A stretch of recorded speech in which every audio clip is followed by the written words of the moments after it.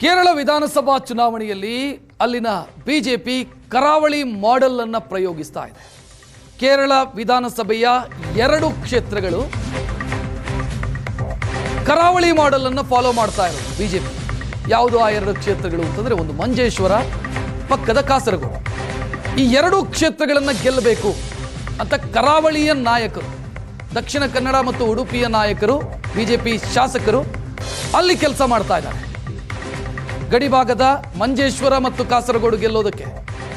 ಯಾಕಂತಂದ್ರೆ ಇಲ್ಲಿ ಕನ್ನಡ ಮತ್ತು ತುಳು ಭಾಷಿಕರು ದೊಡ್ಡ ಸಂಖ್ಯೆಯಲ್ಲಿದ್ದಾರೆ. ಇದು ಕೇರಳದ ಕಾನೂನಾತ್ಮಕವಾಗಿ ಕೇರಳಕ್ಕೆ ಸೇರಿದ್ರೂ ಕೂಡ ಮಂಜೇಶ್ವರ ಮತ್ತು ಕಾಸರಗೋಡು ಕರ್ನಾಟಕದ ಜೊತೆಗೆ ಭಾವನಾತ್ಮಕವಾಗಿ ಗುರುತಿಸಿಕೊಂಡಿರುವಂಥ 2 ಕ್ಷೇತ್ರಗಳು. ಸೊ ಈ 2 ಕ್ಷೇತ್ರಗಳನ್ನು ಬಿಜೆಪಿ ಬಹಳಷ್ಟು ಗಂಭೀರವಾಗಿ ತೆಗೆದುಕೊಂಡು ಅಲ್ಲಿ ಕೆಲಸ ಮಾಡ್ತಾ ಇರೋದು. ಬಿಜೆಪಿಯ ಮಾಜಿ ರಾಜ್ಯಾಧ್ಯಕ್ಷ ನಳಿನ್ ಕುಮಾರ್ ಕಟೀಲ್ ಅವರಿಗೆ ಕಾಸರಗೋಡಿನ ಜವಾಬ್ದಾರಿಯನ್ನು ಕೊಡಲಾಗಿದೆ. ಮಂಜೇಶ್ವರ ಕ್ಷೇತ್ರದ ಜವಾಬ್ದಾರಿಯನ್ನು ಮಂಗಳೂರು ಉತ್ತರ MLA ಡಾಕ್ಟರ್ ಭರತ್ ಶೆಟ್ಟಿ ಅವರಿಗೆ ಕೊಡಲಾಗಿದೆ. ಇನ್ನು ಕಾಸರಗೋಡಲ್ಲಿ ಬೆಳ್ತಂಗಡಿ MLA ಹರೀಶ್ ಪೂಂಜಾ ಇವರು ಕೂಡ ಉಸ್ತುವಾರಿ. ಇಬ್ಬರು ಅಭ್ಯರ್ಥಿಗಳ ಪರವಾಗಿ, ಅಂದರೆ ಮಂಜೇಶ್ವರದಲ್ಲಿ ಸುರೇಂದ್ರನ್, ಕಾಸರಗೋಡಲ್ಲಿ ಅಶ್ವಿನಿ, ಇಬ್ಬರ ಪರವಾಗಿ ಕರಾವಳಿಯ ಬಿಜೆಪಿಯ ಶಾಸಕರು ಸಕ್ರಿಯವಾಗಿ ಪ್ರಚಾರ ಮಾಡ್ತಾ ಇದ್ದಾರೆ. ಮಂಜೇಶ್ವರ ಬಿಜೆಪಿ ಗೆಲ್ಲಬಹುದು ಅನ್ನುವಂಥ ಸಾಧ್ಯತೆ ಇರುವಂಥ ಕ್ಷೇತ್ರ. ಯಾಕಂತಂದ್ರೆ ಕಳೆದ ಬಾರಿ ಕಡಿಮೆ ಅಂತರದ ಮತಗಳಿಂದ ಸೋತಿದ್ದು ಸುರೇಂದ್ರನ್ನಲ್ಲಿ 800 ಚಿಲ್ಲರೆ ಓಟಲ್ಲಿ ಸೋತಿದ್ದು. 2016ರಲ್ಲಿ ಸುರೇಂದ್ರನ್ ಸೋತಿದ್ದು ಅಲ್ಲಿ 89 ಓಟಲ್ಲಿ. ಸೊ ಮಂಜೇಶ್ವರದಲ್ಲಿ ಪರಿಶ್ರಮ ಹಾಕಿದರೆ ಬಿಜೆಪಿಗೆ ಗೆಲ್ಲೋದಕ್ಕೆ ಸಾಧ್ಯತೆ ಇದೆ. ಸೊ ಅದೇ ಕಾರಣಕ್ಕಾಗಿ ಅಲ್ಲಿನ ಕನ್ನಡ ಮತ್ತು ತುಳು ಭಾಷಿಕರನ್ನ ಸೆಳೆಯುವಂಥ ಕೆಲಸವನ್ನ ಬಿಜೆಪಿಯ ನಾಯಕರು ಮಾಡ್ತಾ ಇದ್ದಾರೆ. ಕೇರಳದಲ್ಲಿ ವಿಧಾನಸಭಾ ಚುನಾವಣೆಯ ಕಣ ರಂಗೇರ್ತಾ ಇರುವಂಥದ್ದು. ಪ್ರಮುಖವಾಗಿ ಕೇರಳದ ಚುನಾವಣಾ ಕಣ ನಾವು ಹೇಳ್ತಾ ಹೋದರೆ ದೇಶದ ಬೇರೆ ಭಾಗಗಳಿಗೆ ಹೋಲಿಕೆ ಮಾಡಿದರೆ ಕೇರಳ ಅನ್ನುವಂಥದ್ದು ಕಮ್ಯುನಿಸ್ಟರ ಗಟ್ಟಿನೆಲ ಅನ್ನುವಂಥ ಒಂದು ಚರ್ಚೆಯ ಮಧ್ಯೆಯೇ ಈಗ ಮತ್ತೊಂದು ಚರ್ಚೆ ಇರುವಂಥದ್ದು ಭಾರತೀಯ ಜನತಾ ಪಾರ್ಟಿಗೆ. ಯಾಕಂದರೆ ಕಳೆದ ಸ್ಥಳೀಯ ಚುನಾವಣೆಗಳಲ್ಲಿ ಭಾರತೀಯ ಜನತಾ ಪಾರ್ಟಿ ಭಾಗದಲ್ಲಿ ಬಹಳ ದೊಡ್ಡ ಒಂದು ಗೆಲುವುಗಳನ್ನು ಸಾಧಿಸಿತ್ತು. ಅದರ ಮಧ್ಯೆ ನಾವು ಮಂಜೇಶ್ವರನ ತೆಗೆದುಕೊಂಡು ಹೋದರೆ ತೀರಾ ಮಂಗಳೂರಿನ ಗಡಿ ಭಾಗ, ಗಡಿನಾಡ ಕನ್ನಡಿಗರೇ ಹೆಚ್ಚಾಗಿರುವಂಥವರು, ತುಳು ಭಾಷಿಕರೇ ಹೆಚ್ಚಾಗಿರುವಂಥವರು, ಅದರ ಜೊತೆಗೆ ಮಲಯಾಳಿಗರು ಕೂಡ ಸೇರಿಕೊಂಡಿರುವಂಥದ್ದು. ಆ ಒಂದು ಜಾಗದಲ್ಲಿ ಬಿಜೆಪಿ ತನ್ನ ಈ ಬಾರಿ ಮತ್ತೆ ಗೆಲುವಾಗಬಹುದು, ಅಂದರೆ ಈ ಬಾರಿಯ ಚುನಾವಣೆಯಲ್ಲಿ ನಾವು ಗೆಲುವಾಗಬಹುದು ಅನ್ನುವಂಥ ನಿರೀಕ್ಷೆಯಲ್ಲಿದ್ದಾರೆ. ಸ್ವತಃ ಇಲ್ಲಿ ಬಿಜೆಪಿಯ ಮಾಜಿ ರಾಜ್ಯಾಧ್ಯಕ್ಷರು ಕೇರಳದ ಸುರೇಂದ್ರನ್ ಅವರು, ಶಬರಿಮಲೆಯ ಹೋರಾಟದಲ್ಲಿ ಬಹಳ ದೊಡ್ಡ ಮಟ್ಟದಲ್ಲಿ ಗುರುತಿಸಿಕೊಂಡಿದ್ದಂಥ ಸುರೇಂದ್ರನ್ ಅವರಿದ್ದಾರೆ. ಅವರು ಈ ಭಾಗದಲ್ಲಿ ಈಗ ಮಂಜೇಶ್ವರದಲ್ಲಿ ಸ್ಪರ್ಧೆಯನ್ನು ಮಾಡ್ತಾ ಇದ್ದಾರೆ. ಹಾಗಾದರೆ ಸ್ವತಃ ಸುರೇಂದ್ರನ್ ಇದ್ದಾರೆ, ಅವ್ರ ಜೊತೆ ಮಾತಾಡ್ತೀನಿ.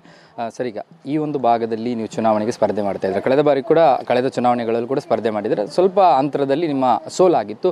ಈ ಬಾರಿ ನಿರೀಕ್ಷೆ ಹೇಗಿದೆ? ಕಳೆದ 2 ಚುನಾವಣೆಯಲ್ಲಿ ನಾವು ಸಣ್ಣ ಓಟ್ನಲ್ಲಿ ಸೋತದ್ದು. ಈ ಬಾರಿ ನಾವು ಖಂಡಿತ ವಿನ್ ಆಗ್ತದೆ. ಮತ್ತು ಸೋತದ್ದು LDF UDF ಅವರು ಒಗ್ಗಟ್ಟಾಗಿ ಒಂದು ಕ್ರಾಸ್ ವೋಟಿಂಗ್ ಮಾಡಿದ ಕಾರಣ ನಾವು ಸೋತದ್ದು. ಈಗ ಒಳಗಿನೊಳಗೆ LDF ಕಾರ್ಯಕರ್ತರ ಒಳಗೆ ಮತ್ತು UDF ಕಾರ್ಯಕರ್ತರೊಳಗೆ ಅದನ್ನು ವಿರೋಧ ಒಂದು ಜಾಸ್ತಿ ಆಗಿದ್ದು. ಏನು ಅಭಿವೃದ್ಧಿ ಇಲ್ಲ ನಮ್ಮ ಮಂಡಲದಲ್ಲಿ. ಇದು ಡೆವಲಪ್ಮೆಂಟ್ಗೋಸ್ಕರ ಈ ಸಲ ಮೋದಿ ಸರ್ಕಾರ ಕೇಂದ್ರದಲ್ಲಿ ಇರ್ತೇನೆ. ಸೊ ಅದೇ ಜನರೆಲ್ಲ ಒಂದು ನಿರೀಕ್ಷೆಯಲ್ಲಿ ಮೋದಿ ಸರ್ಕಾರನ ಇದು ಕಾರಣ ನಮಗೆ ಇಲ್ಲಿ ಡೆವಲಪ್ಮೆಂಟ್ ಬರ್ತದೆ ಎಂದು. ಸೊ ಅದರಿಂದ ನಾವು ಈ ಸಲ ಖಂಡಿತ ವಿನ್ ಆಗ್ತದೆ. ಸರಿ, ಇಡೀ ಕೇರಳದ ಪೊಲಿಟಿಕಲ್ ವ್ಯೂಸ್ ಒಂದು ಕಡೆ ಆದರೆ ಮಂಜೇಶ್ವರದ್ದೇ ಒಂದು ರೀತಿ, ಅಂದರೆ ಯಾಕಂದರೆ ಇದು ಕರ್ನಾಟಕದ ಗಡಿ ಭಾಗ, ಕನ್ನಡಿಗರಿದ್ದಾರೆ, ತುಳು ಭಾಷಿಗರಿದ್ದಾರೆ. ಹೇಗೆ ರೆಸ್ಪಾನ್ಸ್ ಬರುತ್ತೆ? ಇದು ಭಾಷಾ ಅಲ್ಪಸಂಖ್ಯಾತರ ವಿಷಯ ಭಾಳ ದೊಡ್ಡ ವಿಷಯ ಇದಿಲ್ಲ. ಈಗ ಕೇರಳ ವಿಧಾನಸಭೆಯಲ್ಲಿ ಇದು ಮಲಯಾಳ ಕಡ್ಡಾಯ ಆಗಿದ್ದು. ಮಲಯಾಳ ಕಡ್ಡಾಯ ಆಗಿದ್ದು ನಾವೇನು ತೊಂದರೆ ಇಲ್ಲ ಇಲ್ಲಿ. ಮತ್ತು ಕನ್ನಡ ಭಾಷಿಗರು, ತುಳು ಭಾಷಿಗರಿಗೆ ಏನು ಇದಿಲ್ಲ, ಅದೇ ಪ್ರಶ್ನೆ ಇಲ್ಲಿ. So we are fighting for that. Linguistic minority, they don't have the facility to study Kannada, Tulu. There are no certificates in the village office, even PSC exam or Malayalam. So this is a problem. Both LDF and UDF are neglecting linguistic minority people. We are raising this issue in a big way. Coastal ಮಂಗಳೂರಿನಲ್ಲಿ ಒಂದು ಬಹಳ ನಿಮ್ಮೊಂದು photo viral ಆಗ್ತಾ ಇದೆ. 2001 I think Narendra Modi ಅವರು ಇಲ್ಲಿ ಯಾವುದೋ ಒಂದು ಕ್ಯಾಂಪೇನ್ ಮಾಡಿದಾಗ ನೀವು ಇದ್ರಿ, ಆ ಒಂದು ಅದು ಏನು ಸರ್ ಅದರ? ಅದು 2001 ನಮ್ಮ ಮಾಜಿ ರಾಜ್ಯ ಅಧ್ಯಕ್ಷರು CK ಪದ್ಮನಾಭನ್ ಜಿ ಅವರು ಮಂಜೇಶ್ವರ ಕಂಟೆಸ್ಟ್ ಮಾಡ್ತಾರೆ. ಆ ಸಂದರ್ಭದಲ್ಲಿ ನಾನು ಈಗ ಇನ್ಚಾರ್ಜ್ ಆಗಿ ಸಂಘಟನೆಯ ಇದು ನೋಡುವಾಗಿ ಇಲ್ಲಿ ಬಂದದ್ದು. ಆ ಸಮಯದಲ್ಲಿ ನಮ್ಮ PM ನರೇಂದ್ರ ಮೋದಿಜಿ ಆ ಸಮಯದಲ್ಲಿ ಇದು party national general secretary for organisation ಅವರು ಕೇರಳ ಈ ಇದು ಟೋಟಲ್ ಕೇರಳ ಅವರು ಓಡಾಡ್ಕೊಂಡು ನಾನು ಅವರೊಟ್ಟಿಗೆ ಹೋಗಿದ್ದು ಅದೇ ಫೋಟೋ. ಈ ಮಂಜೇಶ್ವರದಲ್ಲಿ BJP ಪ್ರೆಸಿಡೆಂಟ್ಸ್ಗಳೇ ಯಾಕೆ ಅದಕ್ಕೇನಾದರೂ ಲಿಂಕ್ ಇದೆ? ಅಲ್ಲ ಅದಲ್ಲ, ಈಗ 2 ಕಾನ್ಸ್ಟಿಟ್ಯೂನ್ಸಿ ಅಲ್ಲೇ, ಕಾಸರಗೋಡು ಮತ್ತು ಮಂಜೇಶ್ವರ 2 ಕಾನ್ಸ್ಟಿಟ್ಯೂನ್ಸಿ, ನಮ್ಮ ಸ್ಟ್ರಾಂಗ್ ಕಾನ್ಸ್ಟಿಟ್ಯೂನ್ಸಿ. ನಾವು ನಾರ್ಮಲಿ ಒಂದು ಮಲಯಾಳಿ ಮತ್ತೊಂದು ಕನ್ನಡಿ, ಅದೇ ಪ್ರೊಸೀಜರ್ಸ್ 25 ವರ್ಷ ಆಗಿದುಂಟು. Thank you. ಎಸ್, ಇದಿಷ್ಟು ಸುರೇಂದ್ರನ್ ಅವರ ಮಾತು. ಕ್ಯಾಮರಾ ಪರ್ಸನ್ ಅಶೋಕ್ ಜೊತೆ ಭರತ್ರಾಜ್, ಏಷ್ಯಾನೆಟ್ ಸುವರ್ಣ ನ್ಯೂಸ್, ಮಂಜೇಶ್ವರ.